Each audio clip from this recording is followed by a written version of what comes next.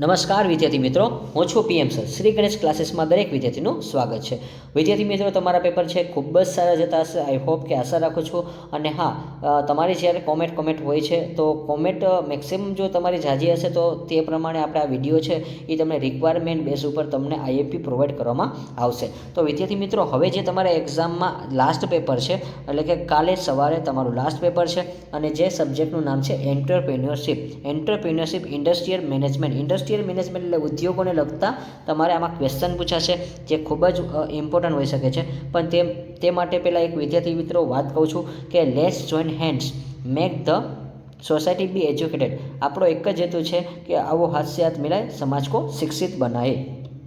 આપણી પાસે જેટલા પણ વિદ્યાર્થી છે તે બધા લોકો એજ્યુકેટ પીપલ બને, બસ આપણો જ આ એક જ ગોલ છે. અને તમે લાસ્ટમાં જ્યારે એક્ઝામ હોય છે ત્યારે તમારો એક્ઝામનો ડર છે એ તમે દૂર કરી શકો અને તમને એવી રીતે મોસ્ટ આઈએમપી ક્વેશ્ચન આપવામાં આવશે. અને ખાસ વિદ્યાર્થી મિત્રો, હવે આપણે 12th કોમર્સની એક્ઝામ પણ નજીક આવી છે, તો એના માટે બોર્ડમાં પૂછાયેલા જે એમસીક્યુ સિરીઝ છે આપણે રજૂઆત કરેલી છે. તો જો તમારા કોઈ ભાઈ બહેન હોય છે અથવા કોઈ સગાવાલાના તમારા કાકાના અથવા મામાના કોઈ પણ છોકરા હોય છે તો તેમને ખાસ ફોરવર્ડ કરવા એક આપણી આ ખાસ નમ્ર વિનંતી છે.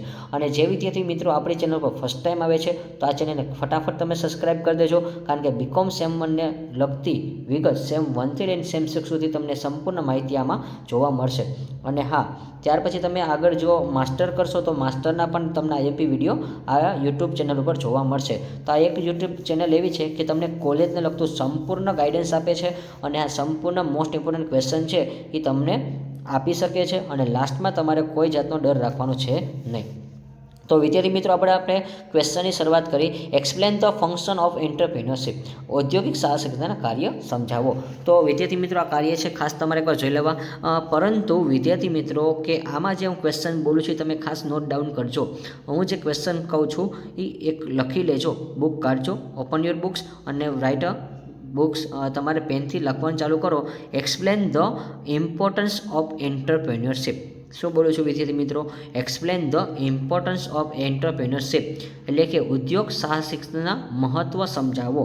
અને ઇમ્પોર્ટન્ટને સિગ્નિફિકેશન પણ કહેવાશે. તો ખાસ તમને આ બધું નોલેજ હોવું જોઈએ. અને મહત્ત્વને બીજું ફાયદા પણ કહેવાશે અને લાભ પણ કહેવાશે. તો વિદ્યાર્થી મિત્રો, આ ક્વેશ્ચન નંબર જે હું બોલ્યો ને ઇમ્પોર્ટન્સ, એ ખૂબ જ આવતીકાલના પેપર માટે ઇમ્પોર્ટન્ટ છે. તો ખાસ તમે નોટ ડાઉન કરજો. ક્વેશ્ચન નંબર 1 ન કરો તો કાંઈ નહીં, પરંતુ ઇમ્પોર્ટન્ટ ખાસ કરીને જજો. પણ ક્વેશ્ચન નંબર 1 એકવાર જોઈ લેજો. ત્યાર પછી question number 2, mention the characteristics of the good entrepreneur. સારા ઉદ્યોગ સાહસિકની લાક્ષણિકતાઓ લખો. ત્યાર પછી question number 3, explain the government of Indian scheme for woman entrepreneurs. મહિલા ઉદ્યોગ સાહસિકતા માટે ભારત સરકારની યોજનાઓ સમજાવો. તો ક્વેશ્ચન નંબર 1 હું જે ઇમ્પોર્ટન્સ બોલ્યો છું એ પણ ઇમ્પોર્ટન્ટ છે અને ક્વેશ્ચન નંબર 3 એ પણ મોસ્ટ ઇમ્પોર્ટન્ટ ક્વેશ્ચન છે, આવતીકાલના પેપરમાં આવવાની શક્યતા હોઈ શકે છે. પછી question number 4, define the entrepreneurship. Explain the types of entrepreneurship. ઉદ્યોગ સાહસિકતાની વ્યાખ્યા આપો અને ઉદ્યોગ સાહસિકતાના પ્રકાર સમજાવો. અને વિદ્યાર્થી મિત્રો, આ જે પ્રકાર છે એ પણ તમારે ખાસ એકવાર ડીપમાં નથી વાંચવાના, ખાલી મુદ્દા વાંચી લો. અંદરનું તમારી રીતે 2-3 લીટી તમે લખી શકો છો, પણ એટલું બધું ડીપમાં ન લખતા, કારણ કે નકર પેપર છે ક્લોઝ નહીં થાય એટલા માટે. અને આપણે ટાઈમલી પેપર હોય છે, 1 અવરમાં તમારે એટલું બધું ઇનફ જ માગે છે એટલું જ લખવાનું છે. ત્યાર પછી question number 5, explain the about of Shri Ratan Tata and Falguni Narayan as an Indian entrepreneur. એક ભારતીય મહિલા, એક ભારતીય ઉદ્યોગ સાહસિકતા તરીકે શ્રી રતન ટાટા અને ફાલ્ગુની નાયર વિશે સમજાવો. તો ક્વેશ્ચન નંબર 5 છે એ પણ મોસ્ટ ઇમ્પોર્ટન્ટ હોઈ શકે છે, આવતીકાલના પેપરમાં આવશે, કારણ કે Ratan Tata is a dead, હમણાં જ એની હાલમાં ડેથ થઈ છે, એટલા માટે ખૂબ ઇમ્પોર્ટન્ટનો ક્વેશ્ચન હોઈ શકે છે. અને જે વિદ્યાર્થી મિત્રો આપણી ચેનલ પર ફર્સ્ટ ટાઈમ આવે છે તો વિદ્યાર્થી મિત્રો આ જે ચેનલ છે એને તમે સબસ્ક્રાઇબ કરી દો, સાથે સાથે નોટિફિકેશન દબાવી, એટલે આવનાર તમામ વિડીયોની નોટિફિકેશન છે તમને મળી રહેશે. અને વિદ્યાર્થી મિત્રો, હવે આપણે અત્યારે જો બીકોમની એક્ઝામ કમ્પ્લીટ થાય છે, પરંતુ હવે તમે બીકોમ સેમ 2માં પણ આવશો તો તેના માટેના મોસ્ટ ઇમ્પોર્ટન્ટ ક્વેશ્ચન તમને મળતા રહેશે. પરંતુ તેની પહેલાં એક આપણે અત્યારે ધોરણ 12 કોમર્સને લગતી એક આપણે સિરીઝ શરૂ કરી છે કે એમસીક્યુની સિરીઝ છે. અત્યારે 3 વિડીયો અપલોડ કરેલા છે, બીએ, એસપી અને ઇકોનોમિક્સની સિરીઝ છે, એમાં નંબર 3 આવશે અને એસપીમાં નંબર 2 અને બીએમાં આપણે નંબર 1. આવી રીતે આપણે સિરીઝ બહાર પાડેલી છે, તો એને section A, B, C, D, E આ બધું સોલ્યુશન છે એમાં તમને મળી જશે. પરંતુ તમારે યુઝ નથી કરવાનું.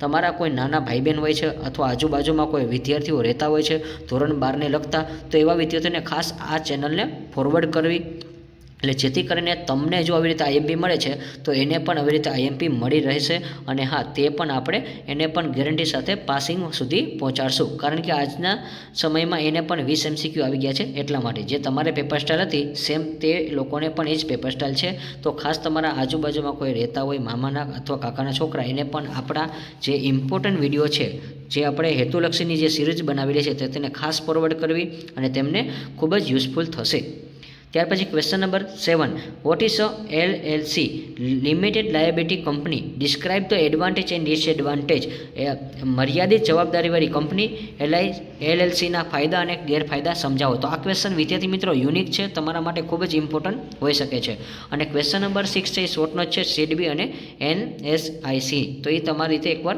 તૈયારી કરી લેજો પણ આ LLC છે એ ખાસ કરજો કારણ કે એ નવો એક્ટ છે અને ઘણા બધા વિદ્યાર્થીને નથી ખબર અને ઘણા બધા શિક્ષકોને હજી આની માહિતી નથી ખબર કે LLC શું છે તો એ જે 2008માં આવેલો છે લિમિટેડ લાયબિલિટી કંપની જે છે એ તો ખાસ એકવાર એની તૈયારી કરજો question number 8 explain the winding up business કે ધંધાનો અંત સમજાવો તો વિદ્યાર્થી મિત્રો તમે ધંધો જ્યારે ક્લોઝ કરો છો એ પણ તમારે સમજાવવાનો હોય છે એટલા માટે અને લાસ્ટમાં જે ક્વેશ્ચન છે ડિફરન્શિએશન ઓફ બિટવીન બેનો તફાવત આપવાનો છે પાર્ટનરશિપ એન્ડ કંપની ભાગીદારી અને કંપની વચ્ચેનો તફાવત છે ધોરણ 11માં તમારે વિદ્યાર્થી મિત્રો આવું આવતું તો ભાગીદારી કાયદો છે 1932માં આવ્યો છે અને કંપની છે એ ઓલ્ડ પૂછે તો 1956 1956 છે અને 2030 એટલે કે 2013માં આવેલો છે આ બંને ક્વેશ્ચન છે એ મોસ્ટ ઇમ્પોર્ટન્ટ હોઈ શકે છે પાર્ટનરશિપ વાળો છે એ અગત્યનો છે કાં તો વાઇન્ડિંગ અપ એ આવી શકે છે શોર્ટ નોટમાં પણ લાસ્ટમાં જે કંપની છે એ સોલ પ્રોપ્રિએટરશિપ